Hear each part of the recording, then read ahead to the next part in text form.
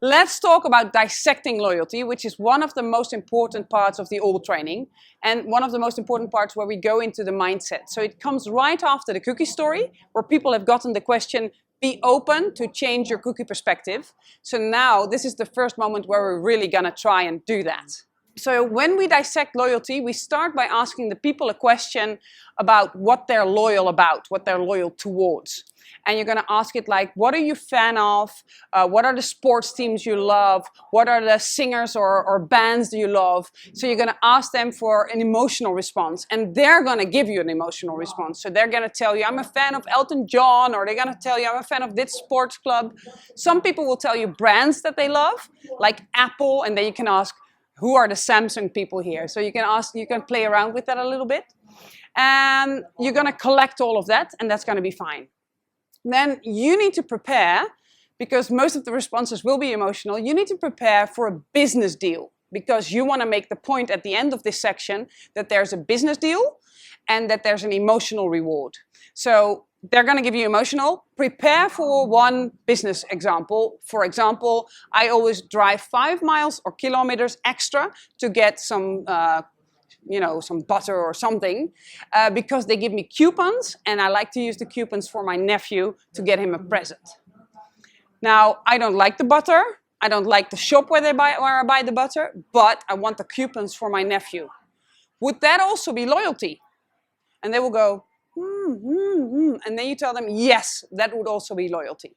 So then you turn to the flip chart and you write on the flip chart business deal, and you write on the flip chart emotional reward. And you tell them these things are what people are all about when they're loyal. They want either an emotional reward, or they want the business deal, or they want both. And then you're going to explain that there's two components in the emotional reward. So there's emotional rewards that we give ourselves because we're really proud that we're first in line for this concert, or that we drove 30 miles to get somewhere. We did something special for the thing that we're loyal to, and we're gonna reward ourselves by thinking, "Woo! I'm great that I did this." But there's also another emotional reward, and that's the emotional reward that you get from the company or from the people, and they know about you, and they'll give you an emotional reward. For example, I got to breakfast this morning, and the woman asked me, "You want another cappuccino?" Because she remembered, because of the day before, that I had a cappuccino. So that's super awesome of her. So then is when somebody else gives you the emotional reward.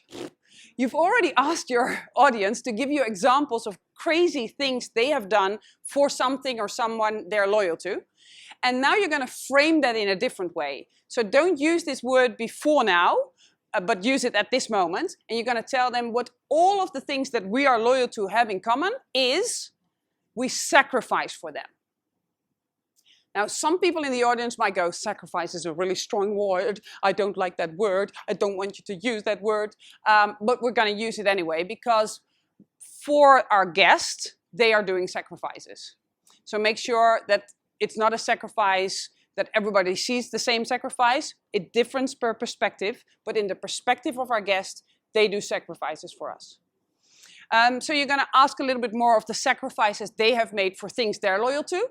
And then you're going to flip it, and you're going to say, now let's look at all the sacrifices that our guests make for us to be loyal to us. And they're first going to go, are they sacrificing? And you're going to ask them for examples. And you need your examples to be super specific so that they feel emotionally.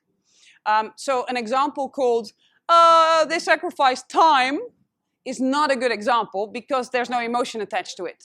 So if somebody says time, ask them, give me an example of the amount of time that people sacrifice. And then they might go, well, it takes longer to book on accorhotels.com, the old website, than on booking.com. So it takes them a little bit more of a hassle. Good, that's a sacrifice.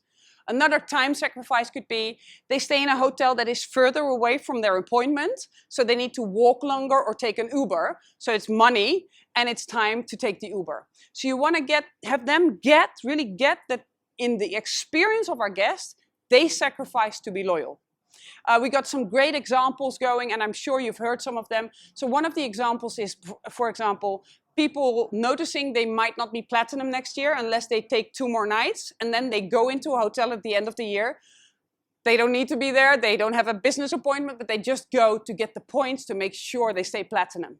It's lots of sacrifices. We have lists for you, and make sure you make this a really rich session so that everybody gets, wow, our guests really do sacrifice. Now, why do we want them to be so aware of those sacrifices? So when we're welcoming somebody who we know has sacrificed for us, we're going to treat them differently than if we're not aware of their sacrifice. So now you should have on your flip chart, you should have business deals, you should have emotional rewards with personal and with I get it from the company or from the other person, and a big word, sacrifices. And then underneath that, you're going to draw a little circle and say, let's say that this is a person and they are 25% interested in the business deal, 75% interested in the emotional reward.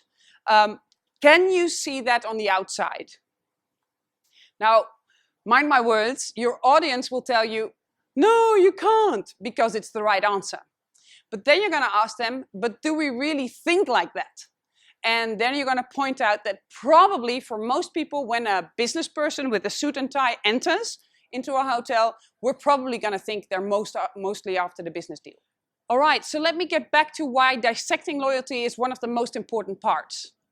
We frame a whole lot of terms here that are going to come back in the rest of the day. So one of the most important words is sacrifice. People sacrifice because they get something in return.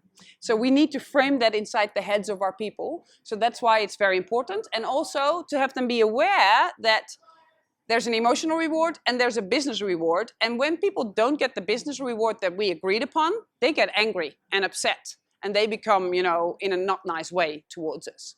So we need to always take care that we do the emotional part and we do the business part.